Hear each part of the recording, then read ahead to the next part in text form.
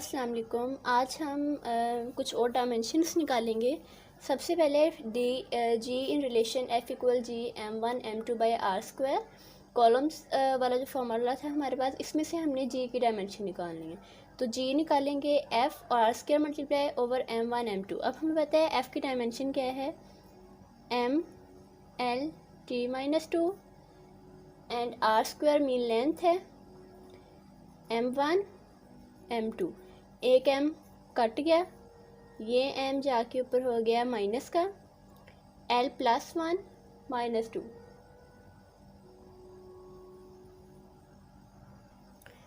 t है -2 का, तो l और l ये क्यूब हो गया एंड t हमारे पास -2। सो this is the dimension of g। Unit निकालें हम इसका, तो f हमारे पास किस में है, न्यूटन,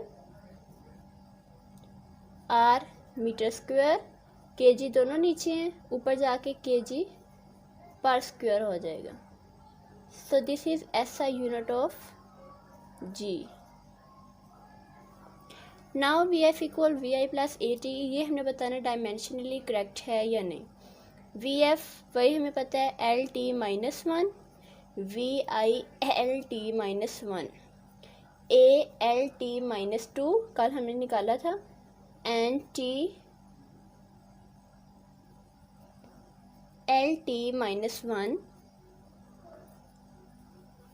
इसमें से T -2 और +1 करें तो T -1, तो ये LT-1 हमारे पास 2 दफ़ा आ रहा है। हमें पता है 2 की कोई डायमेंशन नहीं होती। So this is equal to LT-1 equal LT-1 mean it is dimensionally correct. E equal to mc², Einstein's की इक्वेशन, इसमें भी हमने बताना है। अब हमें पता है E बराबर है W के and W is equal to FT। F की डायमेंशन हमें पड़ी MLT-2,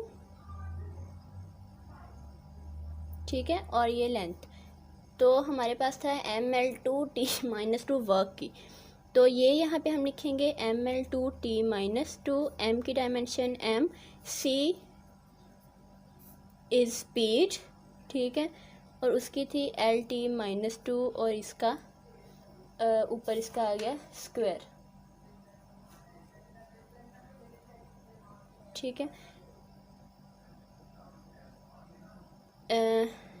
और इसकी डायमेंशन V की MLT-1 होती है, तो ML2 मल्टीप्लाई इससे हुआ -2। सो कंक्लूजन क्या निकला, left hand side equal to right hand side, mean it is dimensionally correct.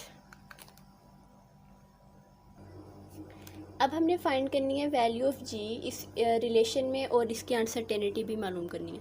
तो जो डाटा हमारे पास है, लेंथ ऑफ पेंडुलम है 100 centimetre which is equal to 1 metre.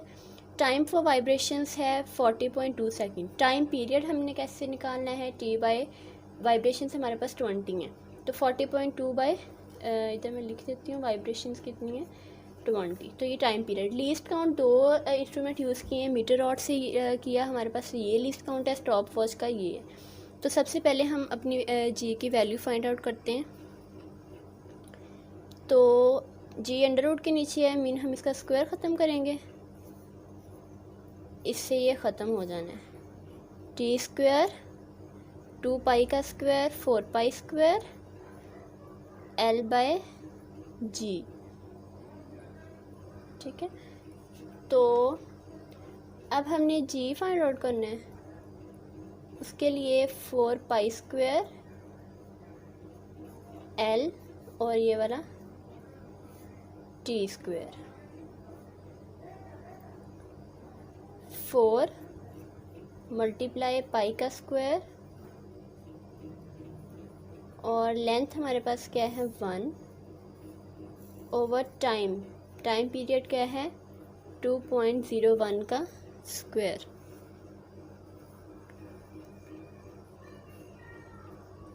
तो G की वैल्यू हमारे पास आती है 9.76 and this is acceleration due to gravity, so its unit is also same as acceleration, metre per square second. ये हमारे पास वैल्यू आ गई। अब हमने इसकी अनसर्टेनिटी फाइंड आउट करनी है। तो दो हमारे पास थे, एक मीटर रॉड है और एक स्टॉप वॉच है। तो मीटर रॉड का एब्सोल्यूट अनसर्टेनिटी 0.001, परसेंटेज अनसर्टेनिटी में हमें पता है हमने इससे मल्टीप्लाई करना है 100 से। कोई रीडिंग नहीं है इसलिए हम ऐसे ले रहे हैं, ठीक है। तो हमारे पास क्या है 0.1% आता है।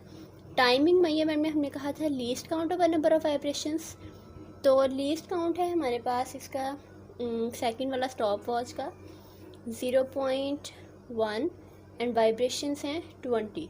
तो यहाँ पे अनसर्टेनिटी आती है 0.05, ठीक है। अब हमने लेनी परसेंटेज अनसर्टेनिटी इन टाइम, उसमें हम करेंगे अपनी ये वाली परसेंटेज अनसर्टेनिटी को डिवाइड करेंगे number of vibrations multiply by 100। तो ये हमारे पास आता है 0.25%। अब हमने दोनों से ले लिया, अब हमने इसकी टोटल अनसर्टेनिटी लेनी है। उसके लिए हमने ऐड करना है percentage uncertainty in length 0.1%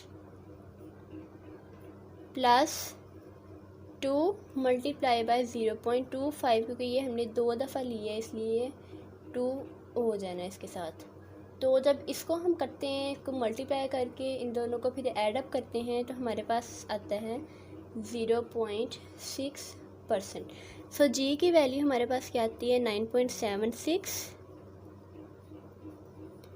metre per square second with percentage uncertainty of 0.6%। As we know इसकी परसेंटेज हमने ख़त्म करनी है, उसके लिए हम क्या करते हैं 0.6 डिवाइडेड बाय 100 मल्टीप्लाई 9.76, तो हमारे पास क्या आता है 0.06।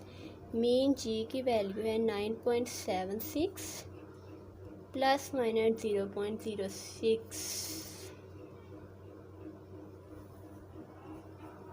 सो this is the value and uncertainty of G. So this is all about our topic how to find dimension and how we find value and uncertainty.